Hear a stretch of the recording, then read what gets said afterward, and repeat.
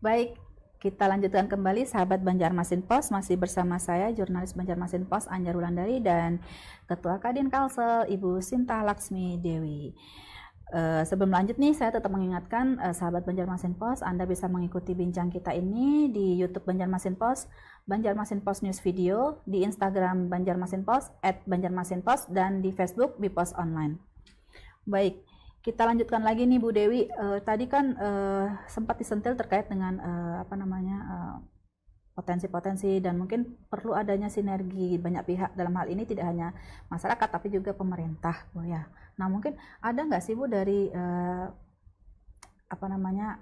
suara pengusaha lah mungkin ya, apa yang diharapkan dari pemerintah ini terkait dengan sinergi terkait dengan kebijakan agar program-program atau peluang-peluang yang tersedia untuk pengusaha ini bisa diambil tanpa direpotkan atau menghadapi kendala dari kebijakan-kebijakan yang mungkin malah tidak support atau tidak mendukung gitu Ibu. Silakan. Iya. Saya rasa kita sangat bersyukur bahwa Kalimantan Selatan ini memiliki potensi yang luar biasa dari segi terutama adalah UMKM-nya. Kita menyadari bahwa daerah kita ini belum merupakan satu daerah dengan konglomerasi seperti di Pulau Jawa. Jadi pengusaha kita ini masih pengusaha kelas menengah kecil yang lebih banyak.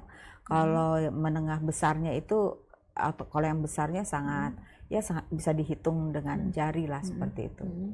Nah, ini saya berharap bahwa pemerintah ke depan secara regulator itu akan memberikan kemudahan terutama perizinan bagi pelaku UMKM. Contoh saja di tempat kita, warna daripada UMKM ini sangat variatif sekali. Kita di sini juga banyak pengrajin tahu, tempe dan seterusnya yang mungkin saja home industry-nya ini belum memiliki SNI. Nah, kalau kita mau ajak mereka membuat pabrik, katakan seperti itu, kedelai, susu kedelai, tahu tempe yang jadi bahan untuk bisa kita suplai ke IKN, maka ini harus didukung oleh pemerintah dengan kemudahan perizinan, dengan misalnya bimbingan pembinaan daripada bagaimana caranya untuk bisa mendapatkan SNI itu. Tentu saja ini harus ada guidance yang menaati daripada step yang diharuskan, tetapi juga harus ada toleransinya juga. Toleransi yang kiranya bisa mengembangkan potensi UMKM yang ada di Kalimantan Selatan. Contoh lagi adalah salah satunya kita punya UMKM di sini yang sifatnya bisa menjadi nasional. Tapi karena sesuatu dan lain hal, ketidakmengertian dan seterusnya, maka ini akhirnya belum bisa menasional. Masih stuck. Padahal kita di sini punya bahan baku purun yang cukup banyak. Tapi kita tidak bisa membuat sebagaimana teman-teman kita yang dari Cirebon bikinnya. Nah, ini perlu kehadiran pemerintah. Kehadiran pemerintah untuk bisa memberikan pengajaran instruktur yang handal, yang kompeten, sehingga kita bisa men-take over teknologi itu, kerajinan itu. Misalnya belajar dari daerah tetangga kita, kemudian kita bikin di sini dan kita bisa support langsung. Jadi jangan sampai produk kita ini akhirnya lemah sendiri. Kita juga punya saat ini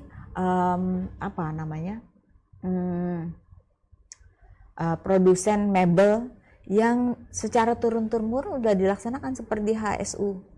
Tapi ini harus dikembangkan, desainnya dikembangkan, kualitas produknya. Iya, saya lihat ini dari tahun ke tahun seperti ini saja. Masih sama gitu ya, bentuknya sama, kemudian kualitasnya sama. Ini harusnya dihadirkan lah teman-teman yang dari Rembang, Jepara dan seterusnya. Ini gimana nih pembinaannya, seperti itu, supaya kita memang bisa meningkatkan daya saing daerah kita. Itu baik ke IKN maupun ke daerah-daerah tetangga kita. Baik. Jadi sebenarnya dari regulasi sendiri pemerintah diharapkan lebih support ya Bu ya, untuk pengusaha-pengusaha lokal khususnya UMKM ya, gimana supaya mereka bisa bertumbuh dan bisa lebih maju, lebih baik lah ya dari yang sekarang ini. Gitu. Dan terlebih lagi yang paling penting adalah pemerintah sering-sering aja deh ajak pengusaha lokal nih kita ketemu-ketemu gitu ya. Bukan dalam rangka kita mau ada sesuatu dan lain dalam tanda kutip, bukan, tapi kita membicarakan ini kita enaknya ke depan gimana gitu. Sinergitasnya dimulai dari situ, Ibu, ya. Dari situ. Jadi apa namanya, bukan membentuk konglomerasi, tapi kita kalau mau bicara tentang daerah, mari kita bergandengan tangan gitu. Saya rasa itu paling bagus deh, karena kita sebenarnya potensinya banyak ya. Dari garment kita udah ada, bukan garment ya, kain, fashion sudah ada, kita sesirangan punya. Kemudian mebel ada, kemudian ya bahan-bahan lain kita juga punya. Jadi kita nggak perlu takut untuk bisa masuk ke IKN, asalkan pemerintah bisa bersama-sama nih. Bukan pemerintah yang kita todong untuk apa, tapi tanpa pemerintah kita juga kadang-kadang tidak percaya diri. Maka itu kepercayaan diri itu harus dibangun dengan perizinan yang bisa berstandar nasional. Kemudian kualitas yang juga bisa berstandar nasional, dan ini yang tahu adalah yang punya anggaran adalah pemerintah. Itu tidak hanya pusat, Bu, ya, tapi juga pemerintah di daerah, Bu, ya. Tentu saja sebagai kepanjangan tangan kementerian, kan di sini ada satuan kerja terkaitnya. Maka itu saya rasa kita perlu tidak usah banyak, kita segmentasikan saja produk kita, mana yang unggulannya itu yang kita bangun.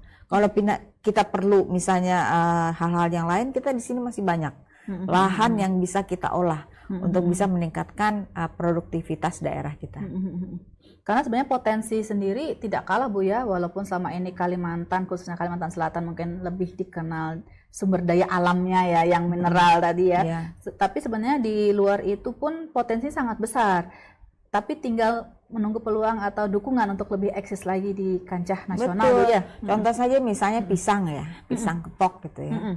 Pisang kepok itu kan kita sekarang juga ekspornya tuh ke Bali, ke Jawa seperti itu. Karena ya. Cuma di Kalimantan kayaknya. Karena ada, iya betul. Tapi kepok ini belum dibudidayakan.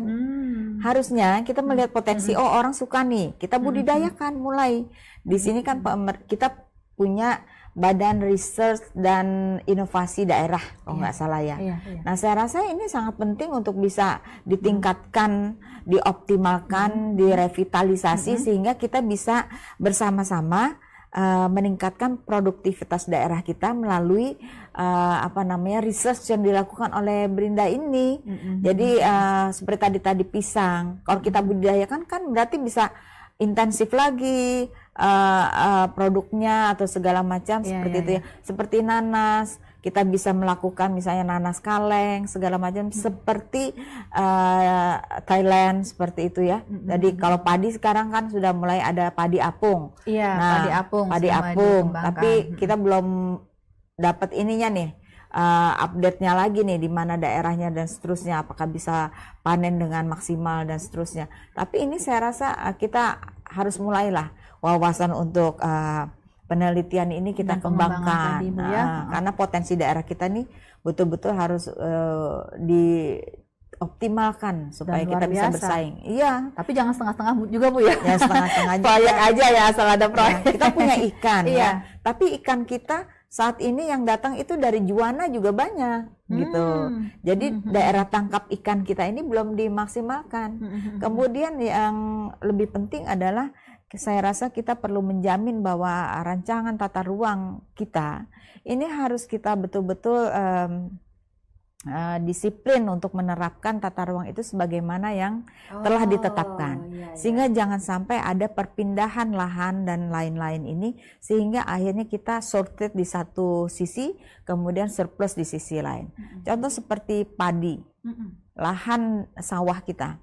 Ini menurut informasi kemarin kami beberapa kali ketemu dengan di Bapeda ya, itu ada sinyalemen 6.000 hektar sawah itu sudah berpindah lahan. Di Kalsel? Peruntukannya berpindah. Jadi hal ini menurut saya ini sangat penting untuk kita buat RT RW ini dan kita pastikan bahwa kita menjalankan itu dengan disiplin. Harus dipatuhi. Iya, dipatuhi. Jangan sampai kita ini kita buat ini, kita buat ini. Akhirnya apa? Kita sendiri akhirnya tidak bisa menurunkan harga beras dan seterusnya. Nah ini jangan sampai, bahkan sekarang kan Thailand juga dia sudah menyetop keran ekspornya untuk beras, Vietnam juga demikian. Maka kita harus punya swasembada sendiri beras ini, jangan tergantung lagi kepada yang lain. Kalaupun kita kemarin tuh ada dari Menteri menyampaikan bahwa kita harus stop makan beras, kita makan ubi dan segala macam. Boleh saja, tapi harus pelan-pelan, karena ini tidak bisa ditransformasi secara langsung total. Iya, sakit gitu. Iya, jadi harus pelan-pelan, mindsetnya dirubah, perilakunya dirubah dan seterusnya. Baik. Tapi tentu saja selain pemerintah juga ini perlu komitmen pengusaha juga Bu ya, supaya tidak ambil jalan lain misalnya untuk mengubah itu. Karena yang perlu dipikirkan adalah kepentingan yang lebih besar ya Bu ya. Baik. Ibu Dewi, tidak terasa nih bincang-bincang kita ini sudah cukup hampir 1 jam nih Bu. Tapi mungkin sebelum kita menutup bincang kita ini, mungkin Ibu bisa menyampaikan closing statement. Apa sih yang sudah atau istilahnya perlu penekanan dari yang kita bahas tadi? Silakan Ibu. Iya. Pertama-tama saya dari Kadin Kalimantan Selatan menghimbau seluruh pelaku usaha untuk bersama-sama kita bersemangat menuju ke IKN dan semangat mengembangkan bisnis kita juga untuk bisa merevitalisasi potensi yang ada di daerah kita menjadi lebih berguna, bermanfaat bagi perekonomian, pembangunan ekonomi di Kalimantan Selatan. Dan bagi pemerintah, saya juga menghimbau untuk segera kita bersama-sama secara pentahelix untuk bersama-sama bergabung, untuk kita berkoordinasi, membuat satu kelompok kerja agar memastikan bahwa Kalimantan Selatan ini secara mayor akan berkiprah sebagai salah satu penggerak daripada ekonomi yang ada di IKN. Dan ini nantinya juga akan kembali ke Kalimantan Selatan sehingga menjadi daerah yang Kalsel Babu Salam, maju, berdaulat, dan berkelanjutan. Baik sekali. Terima kasih Ibu Dewi atas kehadirannya dan sharingnya pada siang ini dengan kita sahabat Banjarmasin Pos semuanya terkait tema membidik potensi investasi di IKN. Jangan salah, jangan lalai, jangan tidur ya, harus mulai siap pengusaha, siapapun Anda mungkin UMKM juga harus siap Bu ya, bahwa peluang ini tidak boleh dilewatkan. Jangan sampai masyarakat Banua justru menjadi penonton di daerah sendiri. Baik, terima kasih atas perhatian Anda semua. Terima kasih Ibu Dewi atas sharingnya. Kita jumpa lagi dalam bincang bitok lainnya dengan tema yang tidak kalah seru, masih di Banjarmasin Pos. Banjarmasin Pos bicara apa saja. Saya akhiri bincang kita pada siang ini. Terima kasih. Assalamualaikum warahmatullahi wabarakatuh.